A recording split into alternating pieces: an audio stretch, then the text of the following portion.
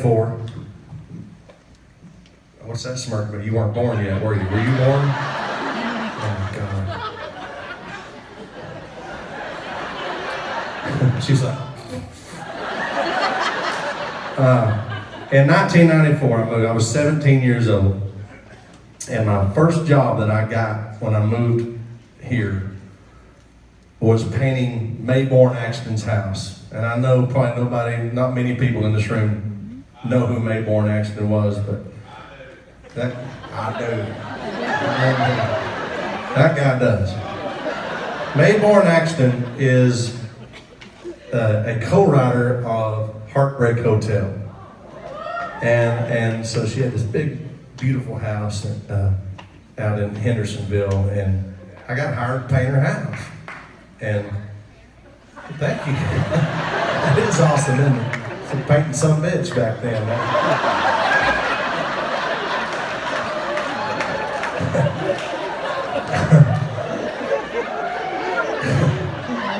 Anyway, so I was painting her house, and the other crazy thing about Borden Axton was her son was a guy named Hoyt Axton. And Hoyt Axton was a singer-songwriter, for me, he was the dad in Gremlins. And which was, as a kid, was my favorite movie growing up. He was the inventor in Gremlins, and I was like, holy shit.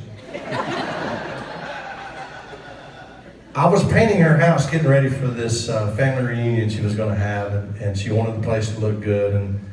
And Hoyt came to the house in his tour bus and lived in his bus in her driveway for this week leading up to the family reunion.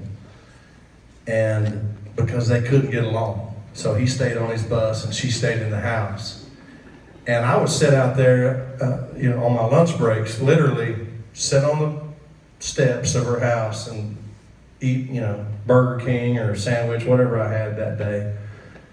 And I guess Hoyt, after about the third day, saw me sitting out there on the steps, and he opened the bus window and he said, "Hey boy, come up here." And I was like, "Oh yes." And so I took off and I got on his bus and I sat down. And it was just him up there, and he asked me, what I was doing here and where I was from. And I said, "Hoyt, we're both from Oklahoma," and I reminded him, where he was from. And I don't know.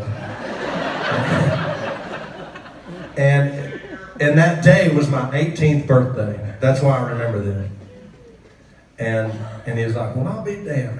Happy birthday. What do you?" And it made an impression on him that this kid had moved from Oklahoma, wanted to be a country singer, was sitting out here on the steps. It was like, I think it hit him pretty hard. And so the next day I came back to work, same thing, sitting on the steps.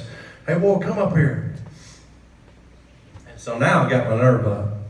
So I go up, and because Hoyt had written some great songs, and one of which was "Joy to the World." And I sit down there and we're talking. I said, "Hoyt, I got to ask you something." I said, "I was thinking about it." I said, "What does it mean when you say Jeremiah was a bullfrog, was a good friend of mine?" That's deep. This happened. And he sat there and he smoked these unfiltered, well, looking back at it, I don't know, it wasn't unfiltered cigarettes, obviously. Now I was 17 or 18. And he was just smoking, and he goes, "Well, I believe a songwriter is a person who's born with a radio receiver in their brain. And it's the job of a songwriter. I don't write the song. I don't write it. I just got this thing in my head, and it's my job to just tune in. I'm tuning in until finally, because the songs are out there. They're in the cosmos, which I think is space. They're in the cosmos out there, man, and you're tuning in, and finally you get that signal, and the song comes in clear, and then it comes into your head, and the melody comes out of your mouth, and then the words go down your arm into the pencil onto the paper, son, I did a lot of drugs back then. I'm not sure what Jeremiah was the bull from. Was a good friend of mine, even me, to be honest with you. I'm listening to this stuff going, oh my gosh, my hero is like, and he goes, you know what, just sit down there, let me sing you a song. And he started tapping on the table in his bus. I had been in Nashville for 2 weeks. He started tapping on the table in his bus and sang me this song. And I'll be damned if it hadn't turned out to be maybe the most important song of my entire career. Let me play it for y'all.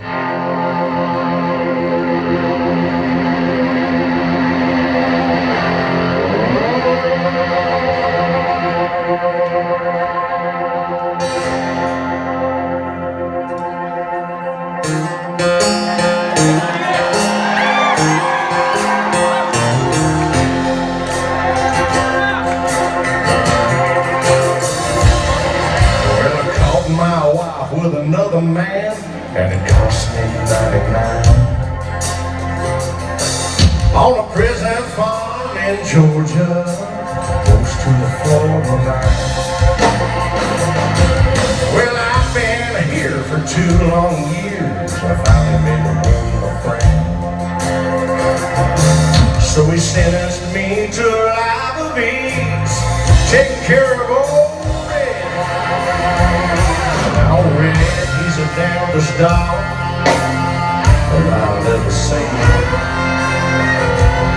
He's got a nose that can smell a 2-day trail. He's a 4-legged tracking machine. You can't see yourself mighty lucky to get past the gators and the quicksand lake. But all these years that I've been here, ain't nobody got nice red. Here we go. And the woman sang, come on somebody, why don't you run? Hold the attention, have a little fun. Get my lantern, get my gun, a little heavy tree for morning come.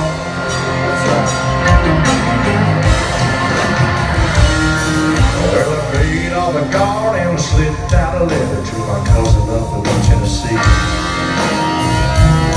Oh, and he brought down a blue tick cow. She was perfect as she could be. Well, they pinned her up in the swampland, about a mile just south of the gate. And I take old Red for his evening run. I just drop him on and wait. And the woman sang, come on somebody, why don't you run? Hold that attention, have a little fun. Get my lantern, get my gun, a little heavy tree for morning come.